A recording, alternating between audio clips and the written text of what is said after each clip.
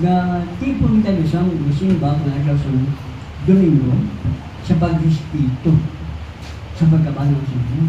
Hindi ba tapos ito kung pag-respito? Kung ga-respito kita, natindi kita. Sa gawang Domingo, unahon tayo respito sa tao. Mas hindi ka mag-respito sa Diyos. Pag ang ating napagtipon, pag-respito sa Diyos. Unahon siya.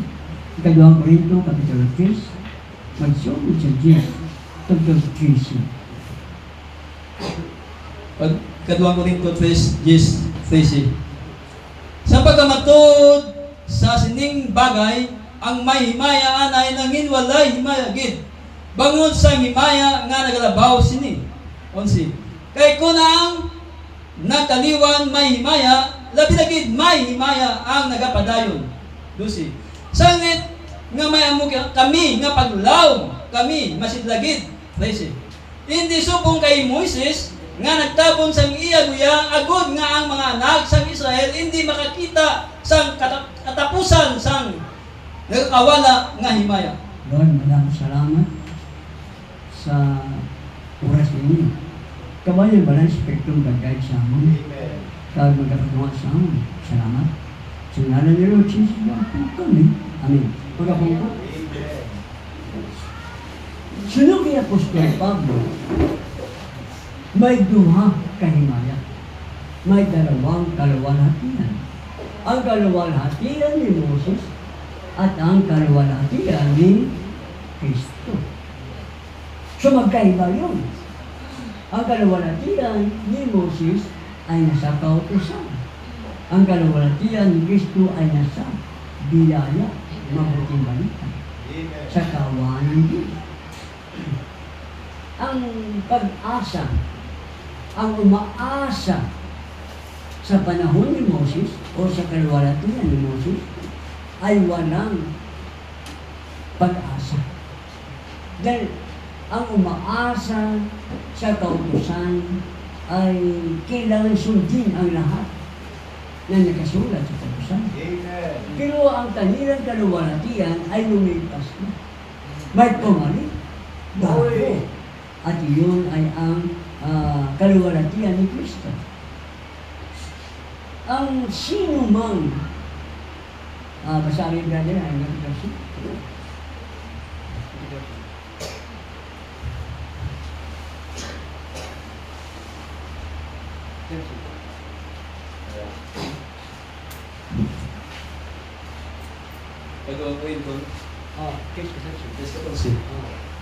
Apang ang ila mga Pinoyno nagtiga kag tugtog karon nga adlaw sa pagbasa nila sang daan nga katipan nagapabilin ang amo nga tabon nga wala mabayaw bangon nga ini makuha lamang paagi kay Kristo. Okay. Amen. So ang kaisipan ng mga umaasa sa kautusan, ang kanilang kaisipan ay natakpan. Hindi nila masilayan ang bagong pag-asa kay Kristo. Ang sino mang lumapit kay Kristo, ang takip sa kanilang kaisipan ay mawala. Kung sila ay lumapit kay Kristo. Pero kung hindi, ang takip nila magpapatuloy. Tanya ni Kristo, si Moses pa rin ang nilabasan. At ito ay ehemplo, tipo sa iglesia. May 7 kapanahonan ng iglesia. At ang bawat kapanahon ng iglesia may mensahero. Bawat mensahero may mensahe. Amen. Kaya dapat malaman ng mga natuturo ng nangaral ang sinasabi ng mensahe na kilalahon mo paano araw mo. Glory. At kilalanin mo kung ano ang mensahe ukol sa panahon na. Hindi lahat na lang ng mensahe ay maging mensahe pa rin sa panahon na nakaraan at maging mensahe sa panahon na hinaharap. Iba ang mensahe Noe.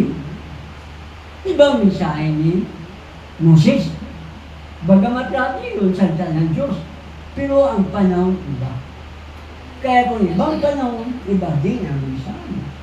Iba ang mensahe sa kanyang Kristo. At iba't iba ang mensahe sa panahonan. Itong kapanahonan ng Iglesia. May napahayag dito na salita. Napahayag, revelation. At kailangan mag-ingat tayo sa sinasabing revelation. Mag-iingat tayo sa sinasabing tinig ng Diyos, the voice of God. Mag-ingat ang bawat isa. Warning. May ibabasa ako sa first page, brother. Exposition of the seven church ages. Oh. In every age, we have exactly the same pattern. Okay, sa pitong kapanahonan ng Iglesia, pariho-pariho ang pattern nila. Hindi lumalabas sa ibang pattern, paraan. Isa lang. Ibig sabihin, ang paraan nito ay yung naaayon sa nasa kaisipan ng Diyos. At ang Diyos may layunin sa bawat kaisipan yun. Nahayag ang kaisipan, yun ang salita. At ang sa pitong kapanahonan ng Iglesia, iisa lang ang paraan. Si Light comes to the God-given messenger in a certain area. okay, certain area, bawat panahon. Sa bawat panahon, ang liwanag, ukol, sa panahon yan. Ito ay galing sa Espiritu Santo. Ngunit ginamit niya ang mensahero. So may pitong mensahero, may liwanag na dumating sa bawat mensahero. See? Then from that messenger there spreads the light through the ministry of others. Okay. Sino ang magpalaganap ng liwanag na yun na nahayag sa mensahero? Ang ibang ministro. Ang missionary, evangelista, pastor, mga guro. Sila magpapalaganap ng liwanag. Ano yun? Salita ng Diyos. Amen. Na nahayag sa bawat mensahero. Sa mga tuwid, mali ang interpretasyon ng ibang itay. Na kailangan si Brother Branham lang sa kanyang marinig, sa kanyang audio, marinig ang mensahe. Pero sinabi ng mensahe doon, ang magpapalaganap ng liwanag yun ay ibang ministro. Amen. So, pag sabi mo ibang ministro, dyan ang missionary, evangelista, pastor, guru. Sila ang magpapalaganap nito. Sa anong klase ministro? Si Who have been faithfully taught. okay, so naturuan ng mabuti. Dapat ang ministro maturuan ng mabuti. Sino magtuturo? Sila sa sarili nila. Mayroong matanda na magtuturo sa kanila. See? But of course, all those who go out don't always learn how necessary Ang nangyari nito, hindi nag-aaralan na necessary, kinakailangan. it is. Maturon siya anong dapat niya ituturo. Ano ang dapat ituturo sa ministro na yan. Na bumahayot na nangyari. See? Necessary it is to speak only what the messenger has spoken. Kita mo, kung ano ang sinabi ng mesahero, yun din lang. Yun din lang ang sasabihin ng mga ministro, mga pastor. Hindi sila magsasabi na hindi sinabi ng mensahero. Huwag nila kontrahin ang sinabi ng mensahero. See? Remember, Paul warned the people to say Oh. only what he said. Kita mo? Anong warning ba pala ni Pablo? Na itong mga tao magsalita lamang sa kung ano ang sinabi nila. Kung ang sinabi ng mesero, yun lang ang sasabihin. ng mga ministro na nagtuturo. Ang problema, hindi nila ginagawa eh. Sige. 1 Corinthians 14:37. Any man thinks himself to be a prophet, spiritual, let him acknowledge that the things I write unto you are the commandments of the Lord. Sige, diretso. What came the word of God out from you? O yun ang nagsasabi na may revelation din sila. Sige. Or came it unto you O ang only? iba naman, sariling interpretasyon. Sige. They add here, take away Dagdagan there. nila ito, bawasan nila yan doon. Sige. Soon the message is no longer pure. Ano mangyayari sa mensahe? Hindi na puro. Kapag bawasan dagdagan, haluan, ang mensahe hindi na puro. Pag hindi na puro, ano mangyayari? And the revival dies down. Kita mo? Mamamatay ang revival. Walang apoy na pagsasamba. Yun dahilan kung bakit ang mga simbahan, mga iglesia, kahit ang sa mensahe, walang revival. Glory. Namatay ang revival sa simbahan niyo. Bakit? Dahil bawas dito, dagdag doon, haluan ang sarili na interpretasyon, kung saan-saan galing ang kanyang interpretation. Hindi nila ibinasing sa mga ano ang sinabi ng mensahe. Sinila na.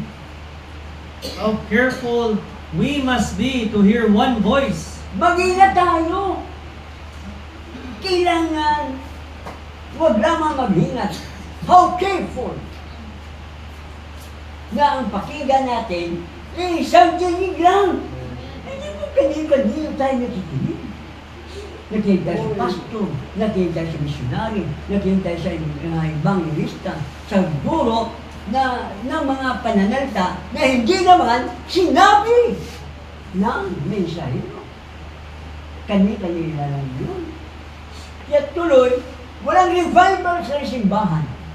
Walang revival sa kanilang pagsasamba. Glory.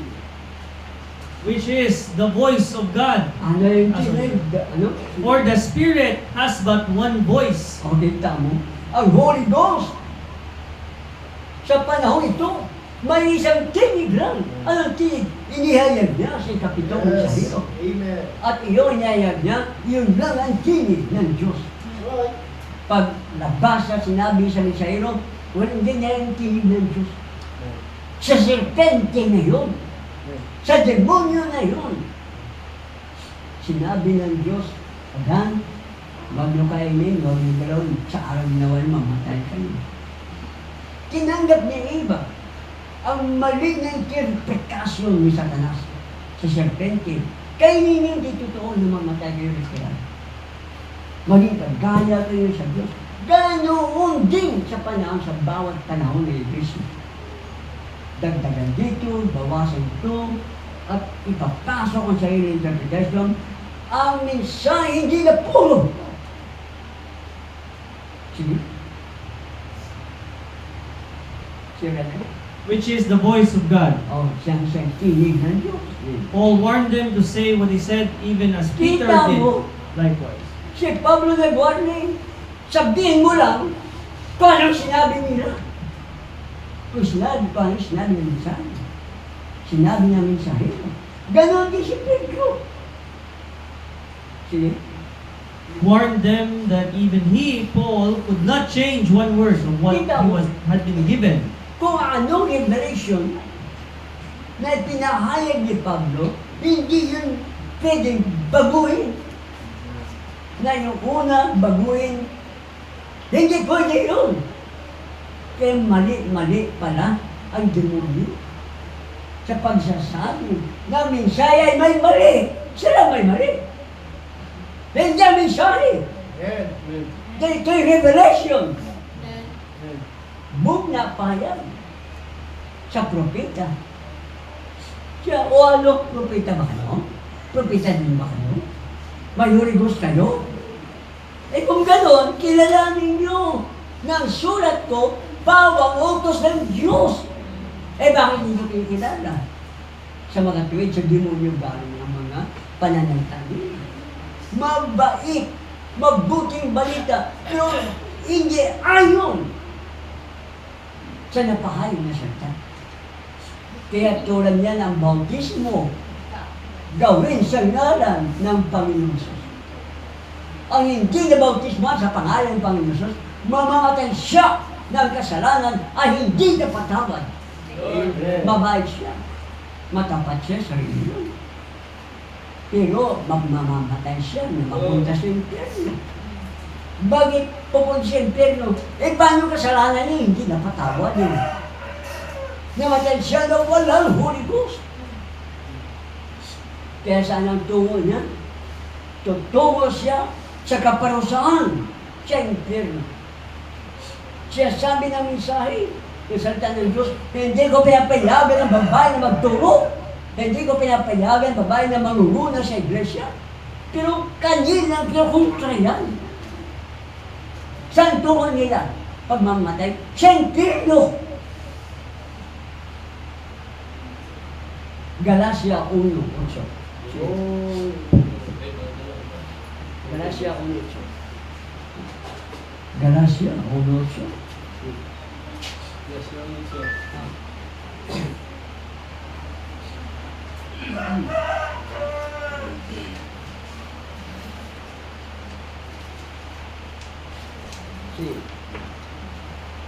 Apang bisan kami ukon ang manutunda gikan sa langit, magwali sa inyo sing maayong balita nga tuway sang sa amon ginwali sa inyo, magmangin pinakamalawot siya. Okay, si Pablo. Siya kahit anghel pa galing sa langit. Mga ngaral din ng mabuting balita. Pero mabuting balita ay hindi tulad, hindi kaparehas. Sa mga itinuro ni Pablo, ang anghel na yun, pakasumpay. Amen. Paparusahan. Ahil na yun. Eh, paano kaya yung tao pa? Na mga ngaral ng iba. Kaya, ang mga pari, mga pastor, nagtuturo na ang bautismo gawin sa Ama, sa pangalan ng Ama, Anak, Espiritu Santo. Ibang mabuting balita yun. Mabuti, pero iba sa itinuro ng Biblia. Dahil ang bautismo gawin sa pangalan ng Panginoong Isus. Bakit? Parang kasalanan mapatawad. Ang nabautismuhan sa Ama, Anak, Espiritu Santo, mamamatay siya na ang kasalanan hindi napatawad. Ang kapatawaran sa ngalan lang ng Panginoong Isus. Glory. Hallelujah. Sige, brother. How important it is to hear the voice of God by way of His messengers. Kita mo, napaka-importante na mapakinggan natin ang tinig ng Diyos. Sa ano? Sa paraan ng kanyang mensahero. Hindi sa paraan ng misyonaryo, evangelista, pastor, guro, kundi sa paraan ng mensahero. Kung anong sinabi ng mensahero, yun lang ang ating pagpaniwalaan. Yun lang ang ating pakihinggan. Glory. See? Then say what has been given them to say to the churches. Tapos sabihin lang ng mga naral kung ano ibinigay na sasabihin sa iglesia. Ano ibinigay? Yung mensahe sa bawat kapanahonan. Sige, next. Number 1, turn on the light. Ah. Notice Israel, our Ang type in the ang mga church. Israelita ay tipo natin. Look, eating manna. Tingnan nyo, kumakain sila ng tinapay galing sa langit. Which was their light life, give them At strength. ito ay ang liwanag ng kanilang buhay na nagbibigay sa kanila ng kalakasan. Ano ang nagbibigay kalakasan at buhay? Yung liwanag. Ano yun? Mana. Anong mana? Yun ang tinapay galing sa langit. Amen. Tipo ito ng iglesia. Espiritual na tinapay. Mensahe. Ang mensahe ay ang liwanag na nagbibigay buhay. Pag wala mensahe, walang buhay. Impyerno, patay siya.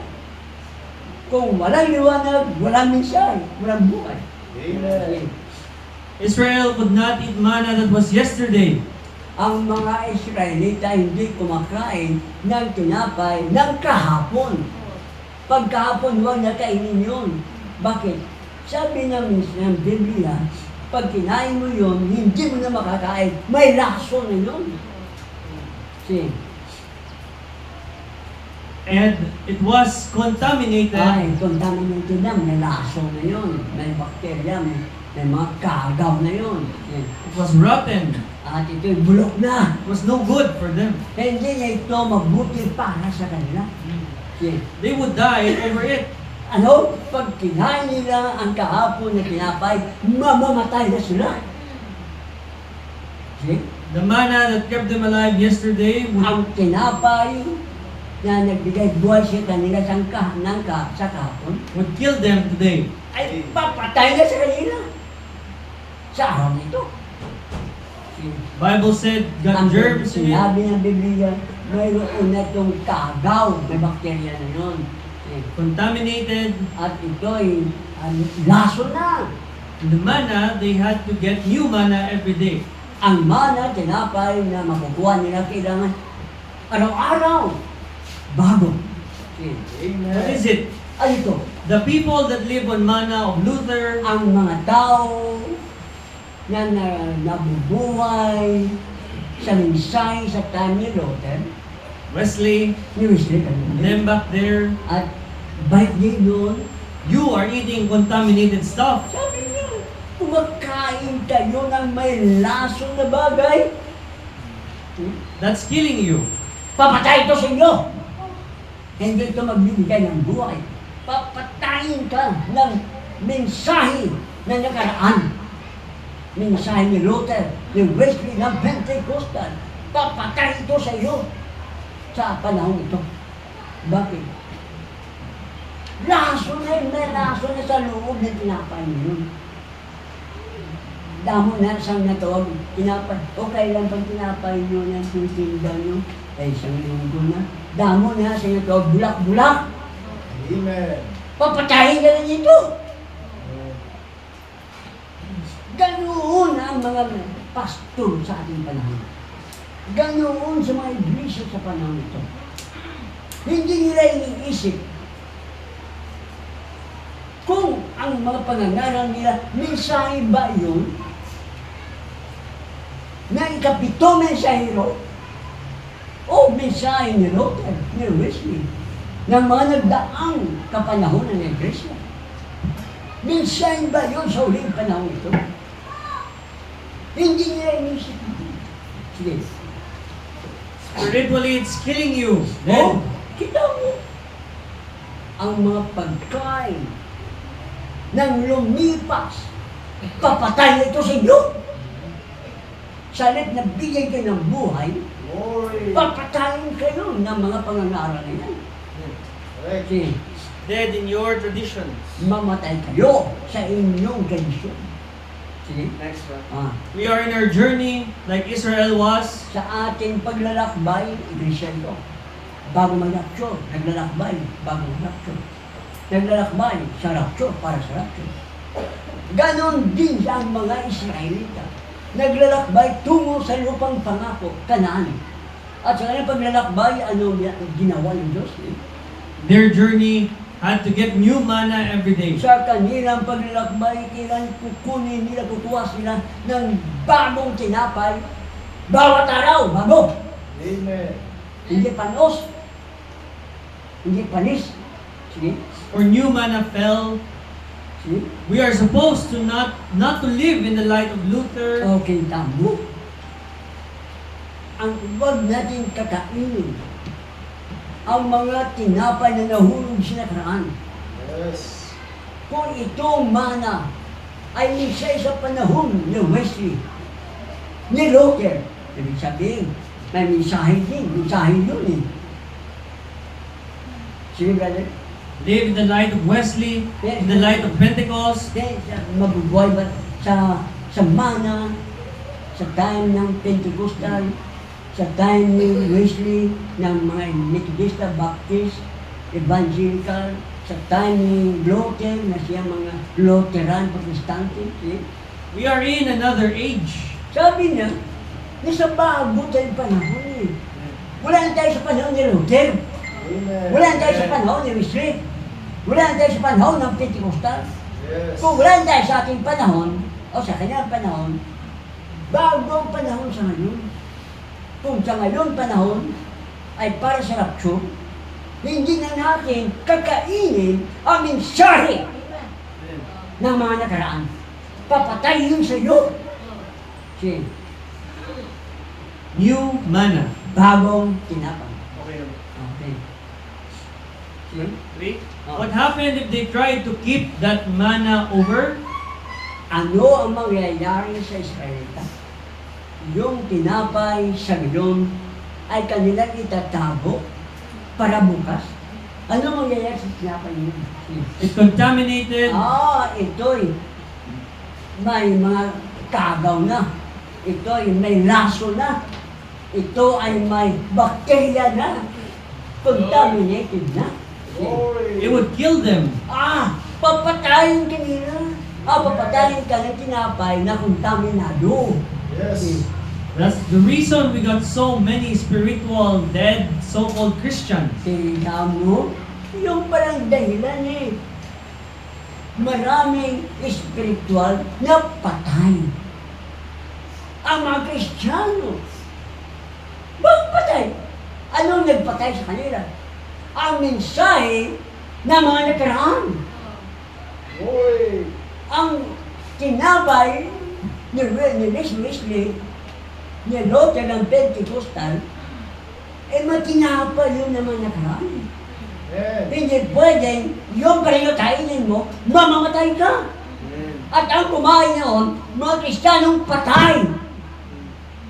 Sa pagsamba, patay yan. Walang buhay. Ang Glory. pagsamba, walang revival. Patay na eh. Sige. They're eating a glare of another day. Kumain sila ng liwanag sa mga nakaraang panahon. Sa nakaraang mga araw. Sige. They're eating manna that's already contaminated. Kumain pa sila ng tinapay na contaminated na, may lason, hilok na. Sige. When light is rejected, Kung ang liwanag na ito, mensahe sa ating panahon. Kapag tinanggihan nila ang liwanag sa ating panahon, mensahe ito sa ating panahon. Amen. Kapag tinanggihan nila, rejected, sige. there isn't but one thing to do. May isang bagay lang na kanilang gagawin. Turn into darkness. Sila ay babalik sa kadiliman. Isipin mo, ang tumanggi sa liwanag sa ating panahon, sila ay babalik sa kadiliman. Sa impyerno ang tungo nila. Mababait sila. Matapat sila. Banal sila. Tinanggihan ng liwanag sa ating panahon. Amen. Anong liwanag? Mensahe sa ating panahon. Babalik sila sa kadiliman. Pag kadiliman, walang buhay. Patay. Yes. Ang napupuot sa kanyang kapatid ay nabubuhay sa kadiliman. Ang sa kadiliman, walang buhay. Kaya huwag kayo mapuot sa inyong kapatid. Ibigin nyo yung kapatid. Siyang kapatid nyo ang nasa mensahe. Sige. Yes. Any portion of the night would refuse Ang to kahit see anumang the light. bahagi ng kadiliman ng gabi ay refuse, tanggihan nila ang liwanag nito. Ano mangyari sa kanila? Goes back into darkness. Kita mo? Babalik sa kadiliman. Glory. So does it in the gospel. Gayon din ang sa gospel.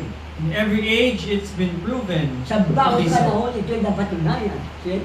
We're living in that time. Na mabuhay sa araw na yun, sa panahon yan. Ibig sabihin, ang mabuting balita ni Wesley, mabubuhay sa kanyang panahon. Sa kanyang panahon yun eh. Yes. Ang may mensahe si Mystery. Pagkain yun. Buhay yun. Sa kanyang panahon yun eh. Yes. Ganon din ang mensahe sa panahon ng Pentecostal. Mabubuhay sila.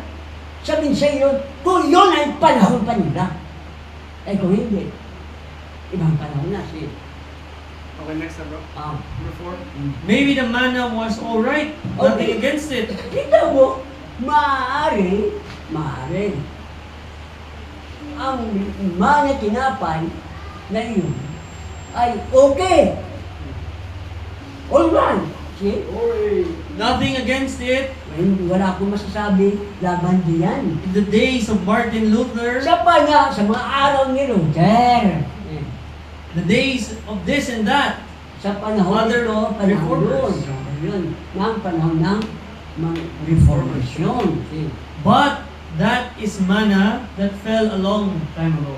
Kita mo? Pero yun ay tinapay na nahulog sa matagal ng panahon. Nagaraan ko yun eh.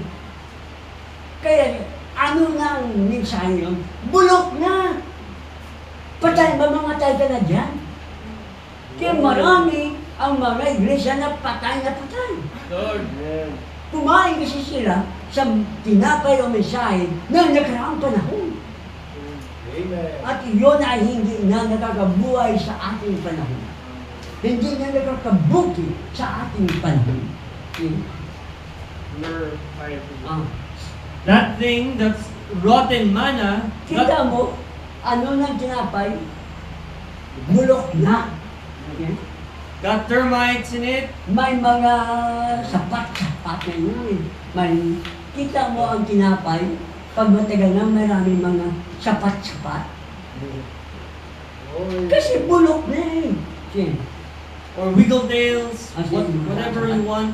Ah, From 40, 50 years ago, sa nakaraang mga panahon. Okay. still trying to eat that old manna. Pagkatapos kakainin pa nila, nagsisikapan pa, trying, nagsisikapan na kakainin pa yung mga tinapay na nakaraang panahon.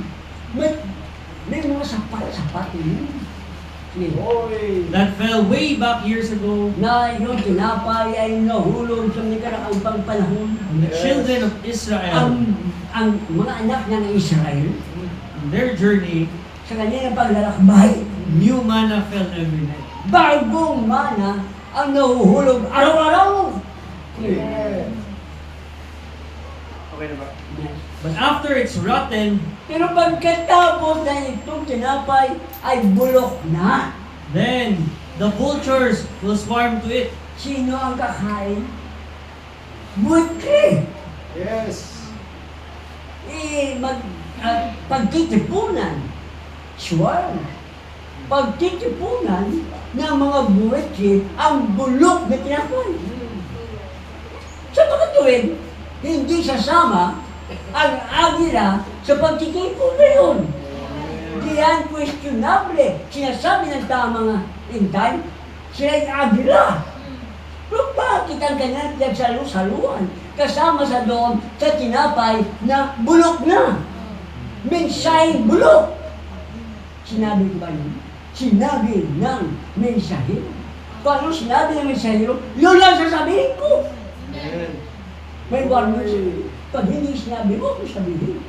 Pag sinabi niya, yun din sasabihin mo. Amen. Kaya, ang nagkakatipon at masarap ang pagkain sa mga bulok na tinapay, buwetri yun, hindi agila. Amen. At yung nasabihin niya, agila ko, eh bakit bulok ang kinakain niya? Ibig sabihin, ibang sasabi, iba din ang kanyang ginagawa. Sige. When a kill is made, here comes the eagles. Kung tinatay ang bagong halo, bagong katay sa bagong halo, yun ang pagtitipunan ng mga agila. Sige. But after it lays there and rotten, here, Ngunit pagkatapos nito na plastar na, kag mabulok na ang pinatay na halo, sige, then here comes the vultures. darating ang mga buwet. Pag bulok, buwet ang kumakain. Ang kumain sa mensahe ni Luther, ang kumain sa mensahe ni Wesley, ang kumain sa mensahe ng Pentecostal, mga buwetke. Amen. Kasi bulok ang nakain eh. Kung kumakain sila sa sariwa, agila yun. Lord. Ang mensahe na hayag sa ating panahon, sariwang mensahe yun. Amen. Sariwang tinapay yun. Sila agila. Kung saan ang bagong tatay na Hallelujah! ang agila ay magpagkatipo. Lord. Kaya ang pagkakatipo na kinakain ng mga tao, ang gandang-galing na mensahe na inspired ako. Ano na-inspired? Sa bulok na mensahe. Hindi siya bila. Muerte siya. Sige. Virtue. Sige, brother. The eagle won't have nothing to do with it. Kita mo, ang agila ay hindi ipagkainteresan ang mga tinapay ng bulok, ng pagkain ng bulok. Sige. Last number 7. Ah, The dead things of yesterday ang mga patay na bagay sa mga nakaraang araw o kahapon, the message of Luther, ang mensahe ni Luther, message of Wesley, ang mensahe ni Wesley, ano yun? Mga patay na mensahe. Sa ngayon, patay na yun. Sa ngayon pa lang, buhay na buhay yun. Kaya sinabi ito, ang mensaheng patay sa panahon ni Wesley, ni Luther, message of Pentecost. sa mensahe ng Pentecostal. May Another underline. Sige lang. If it can only go through the presence of Ah. God's Holy Spirit and the word of a vindication. So, binigyan tayo ng sariwang pagkain. May propita sa ating panahon. Ginamit ng Diyos. At ang liwanag na nasa kanya ang liwanag na tumama sa ikapitong mensahero galing kay Kristo. Yun ang sariwang pagkain. Yun ang sariwang mensahe. Yun ang kinakain ng agila. Kaya pag sinabi ng tao agila, agila din kami. Bakit bulok ang kinakain? Bakit contaminated ang kinakain? Ang mga pastor kasi ay may mali. Evangelista, ang mga guro ang may mali. Missionary ang may mali. Dahil pinapakain nila ang iglesia ng pagkain na bulok na. Nagkakamatay nito eh. Kaya sabi niya, yung dahilan bakit maraming spiritual na patay sa iglesia. Pinakain ng bulok eh. Nalason! Malapit si Lord na balik. At ang Diyos, hindi Diyos na mapatay. Diyos ng buhay. Huwag kayo kumain ng mga pagkain o mensahe. Panis na. Papatayin kayo nito. Malapit na si Lord babalik. Ang kukunin na mabuhay at hindi mga patay. Tumayo ang bawat isa. Nandito ang mensahe. Sariwa. Pakinggan natin.